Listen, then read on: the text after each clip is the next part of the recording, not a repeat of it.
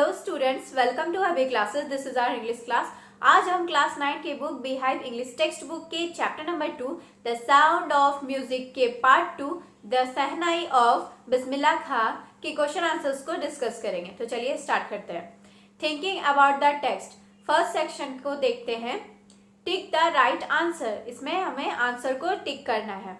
तो पहला क्वेश्चन है द सहनाई और pungi was a reeded noise maker. कौन सा इंस्ट्रूमेंट था जिसे औरंगजेब, ठीक है, या उसके राज में सब लोग नॉइज मेकर बुलाया करते थे, ठीक है।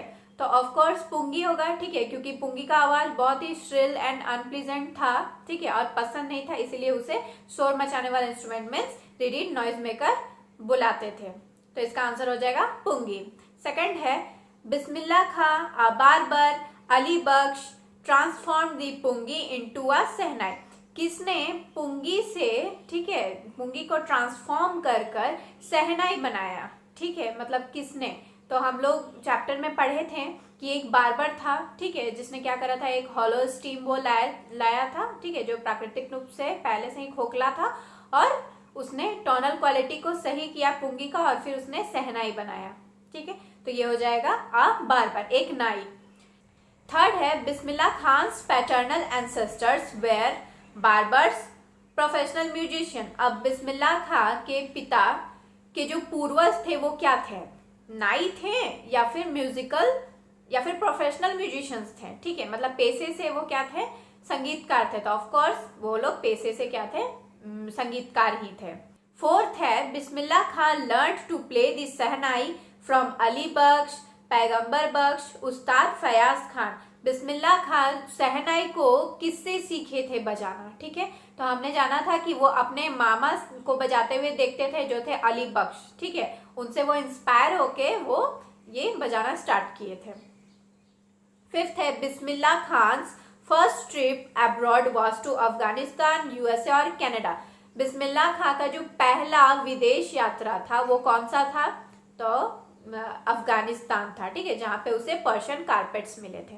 सेकंड सेक्शन देखते हैं, उस्ताद बिस्मिल्लाह खान फीलिंग अबाउट, ठीक है, हमें उस्ताद बिस्मिल्लाह खां के फीलिंग्स को बताना है, ठीक है। नीचे में कुछ सेंटेंसेस हैं, ठीक है, और हमें बताना है कि उस्ताद बिस्मिल्लाह खां की ये सब का जो फीलिंग्स है इन सब के बारे में वो पॉजिटिव है या निगेटिव है या न्यूट्रल है, ठीक है। तो पहला है टीचिंग चिल्ड्रन म्यूजिक, ठीक है। ऑफ कोर्स बिस्मिल्लाह खां वो सबको अपने एक बात में कहते हैं कि सभी लोग को अपने बच्चों को म्यूजिक सिखाना चाहिए, क्योंकि ये हमारा इंडिया का कल्चर है, हेरिटेज है। तो हाँ, इसमें हम पॉजिटिव को चूज करेंगे। सेकंड है द फिल्म वर्ल्ड, ठीक है। अब हम लोग जानते हैं कि बिस्मिल्लाह खां को फिल्म वर्ल्ड में, ठीक है, मीन्स ये ग्लैमर की दुनिया में उन्हें परफॉर्मेंसेस देना पसंद नहीं था, तो यहाँ निगेटिव हो जाएगा। Third migrating to the USA, ठीक है, क्या वो शिफ्ट करना चाहते थे, यूएसए में रहना चाहते थे, तो नहीं, वो हमेशा से इंडिया में ही रहना चाहते थे, तो यहाँ निगेटिव हो जाएगा। प्लेइंग एट टेम्पल्स, ठीक है, खेल कूद करना, ठीक है, मंदिरों में, तो ऐसा कुछ चर्चा नहीं किया गया है कि वो खेला करते थे या नहीं खेला करते थे, तो ये न्यूट्रल हो जाएगा, ठीक है। फिफ्थ है गेटिंग दी भारत रत्न, हाँ उन्हें भारत रत्न मिला था, ठीक है, तो ये पॉजिटिव हो जाएगा। The banks of the Ganga, ठीक है, अब गंगा किनारे, ठीक है, वो क्या करते थे, प्रैक्टिस किया करते थे सहनाई बजाने का, तो ये पॉजिटिव हो जाएगा। सेवेंथ है लिविंग बनारस एंड डुमराव, ठीक है, वो बनारस और डुमराव को छोड़ने की बात करते हैं, तो नहीं, उसमें उनका फीलिंग्स क्या था, निगेटिव है, ठीक है, वो कभी भी नहीं छोड़ना चाहते थे। अब थर्ड सेक्शन में क्वेश्चन आंसर्स हैं, ठीक है। तो फर्स्ट क्वेश्चन को देखते हैं, why did Aurangzeb ban the playing of the pungi. Aurangzeb ने पुंगी बजाने पे पाबंदी क्यों लगा दी थी, तो इसका आंसर हो जाएगा Aurangzeb banned the playing of pungi because it had a shrill and unpleasant sound. क्योंकि हम लोग पढ़ चुके हैं कि औरंगजेब को इसकी आवाज बिल्कुल पसंद नहीं थी, क्योंकि इसकी आवाज बहुत ही चुभती हुई थी, ठीक है, श्रिल था, अनप्लीजेंट था, इसीलिए उन्होंने इस पे पाबंदी लगा दी थी। सेकेंड क्वेश्चन है how is a shehnai different from a pungi. अब सहनाई जो है वो पुंगी से डिफरेंट कैसे है, ठीक है, अलग कैसे है, तो इसका आंसर करते हैं shehnai has a better tonal quality than pungi. Shehnai का जो टोनल क्वालिटी था वो पुंगी से काफी बेहतर था।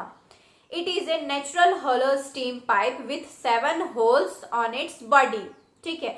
अब एक बार्बर था जिसने क्या किया था, एक प्राकृतिक रूप से उसने एक तना को चुना था, ठीक है, एक वुड को चुना था उसने, और वो क्या था, अंदर से प्राकृतिक रूप से हॉलो था, ठीक है, खोखला था, और उसने उसमें क्या किए थे, 7 होल्स बनाए थे।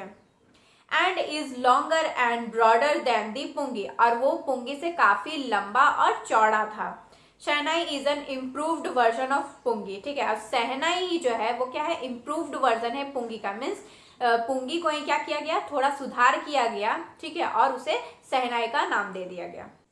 हमारा थर्ड क्वेश्चन है, where was the shehnai played traditionally, ठीक है, पहले शहनाई पारंपरिक रूप से कहाँ बजाया जाता था। How did Bismillah Khan change this, और बिस्मिल्लाह खान ने इसमें बदलाव कैसे लाए। तो इसका आंसर है, the shehnai was part of the naubat और traditional ensemble of 9 instruments found at royal courts. Shehnai जो था पहले नौबत का पार्ट था, ठीक है, मीन्स 9 इंस्ट्रूमेंट होते हैं राज दरबार में, ठीक है, और उन 9 में से, ठीक है, उन 9 में से शहनाई जो था वो एक पार्ट था, ठीक है, वो भी एक म्यूजिकल इंस्ट्रूमेंट, उसमें एक पार्ट था। It was played only in temples and weddings, और शहनाई को सिर्फ मंदिरों में या फिर शादियों में ही बजाया जाता था, ठीक है, और रॉयल कोर्ट्स में बजाया जाता था, राज दरबार में बजाया जाता था। The credit for bringing this instrument on to the classical stage goes to Ustad Bismillah खां, और ये श्रेय उस्ताद बिस्मिल्लाह खां को जाता है, जिन्होंने ये 3 जगहों के अलावा उन्होंने शहनाई को क्लासिकल स्टेज तक पहुंचाया, वहां तक वो उसे ले गए। फोर्थ क्वेश्चन है, When and how did Bismillah Khan get his big break, अब बोल रहा है कब और कैसे बिस्मिल्लाह खां को उनका पहला बहुत बड़ा ब्रेक मिला, ठीक है, मीन्स उनको बहुत बड़ा अपॉर्चुनिटी मिला, ठीक है, शहनाई को बजाने के क्षेत्र में। तो इसका आंसर है, Bismillah Khan got his big break with the opening of the All India Radio in Lucknow in 1938। 1938 All India Radio Lucknow में उनको एक बहुत बड़ा ब्रेक मिला, अपॉर्चुनिटी मिला, जहाँ पे वो शहनाई बजाया करते थे। He became an often heard shehnai player on radio, वो रेडियो पे क्या करते थे, शहनाई बजाया करते थे, और सभी लोग उनकी शहनाई को सुना करते थे। फिफ्थ क्वेश्चन है, where did Bismillah Khan play the shehnai on 15 अगस्त 1947, बिस्मिल्लाह खां 15 अगस्त 1947 को कहाँ पे, ठीक है, शहनाई बजाए थे। Why was the event historic, और ये जो इवेंट था, ठीक है, वो हिस्टोरिक ऐतिहासिक कैसे था, ये घटना ऐतिहासिक कैसे था। तो इसका आंसर हो जाएगा, Bismillah Khan played the shehnai from the Red Fort on 15 अगस्त 1947। 15 अगस्त 1947 को, जो कि इंडिया आज़ाद हुआ था, ठीक है, तो उसी में सभी लोगों को, इंडिया के सिटीजन का अभिवादन करने के लिए उन्होंने रेड फोर्ट से शहनाई बजाई थी। The event was historic because that is the day when India gained independence, ठीक है, और ये वही दिन था जब इंडिया आज़ाद हुआ था। He became the first Indian to greet the nation with his shehnai, और वो इंडिया के पहले सिटीजन थे, ठीक है, पहले नागरिक थे जिन्होंने शहनाई बजाकर सभी का अभिवादन किया था, ठीक है, वेलकम किया था। He poured his heart out to an audience which included Pandit Jawaharlal Nehru, उन्होंने क्या किया था, बहुत ही राग काफ़ी सुनाई थी, ठीक है, और उन्होंने इतना अच्छा बजाया था, ठीक है, सभी ऑडियंस के लिए, और उस ऑडियंस में पंडित जवाहरलाल नेहरू भी शामिल थे। सिक्स्थ क्वेश्चन है, why did Bismillah Khan refuse to start a shehnai school in the USA, Bismillah Khan ने रिजेक्ट क्यों कर दिया था, ठीक है, उन्होंने मना क्यों कर दिया कि नहीं वो स्कूल यूएसए में शहनाई स्कूल को ओपन नहीं करेंगे। इसका आंसर करते हैं, Bismillah Khan refused to start a shehnai school in the USA because he didn't want to stay away from India, उन्होंने मना इसलिए कर दिया था क्योंकि वो इंडिया से बहुत ज़्यादा उन्हें लगाव था, वो बहुत प्यार करते थे अपने इंडिया को, इसीलिए वो यूएसए में स्कूल को ओपन करने के बात को वो रिजेक्ट कर देते हैं। He was exceedingly fond of Banaras and Dumraon, वो बहुत ज़्यादा उनका लगाव था बनारस और डुमराव से, इसीलिए वो यहाँ से जाना नहीं चाहते थे। 7th नंबर का क्वेश्चन देखते हैं जो लास्ट है, Find the least two instances in the text which tell you that Bismillah Khan loves India and Banaras. इसमें कहता है कि चैप्टर में आप दो उदाहरण को ढूंढिए, वो दो सेंटेंसेस को ढूंढिए जिससे ये पता चलता है कि बिस्मिल्लाह खां को इंडिया और बनारस से कितना ज्यादा लगाव था, वो कितना ज्यादा प्यार करते थे। तो आपको इसका आंसर चैप्टर के 12th नंबर पैराग्राफ में मिल जाएगा। तो हम लोग इसका आंसर करते हैं। The two instances in the text which tell us that Bismillah Khan loves India and Banaras are, वो दो उदाहरण जिससे ये पता चलता है कि बिस्मिल्लाह खां को इंडिया और बनारस से बहुत ज़्यादा लगाव है, प्यार है, वो है। पहला उदाहरण है, he says that whenever he is in foreign country he keeps yearning to see Hindustan. वो ये कहते हैं कि जब भी वो फॉरेन में होते हैं, विदेश में होते हैं, तो उन्हें हमेशा इच्छा होती रहती है कि वो हिंदुस्तान को देखें।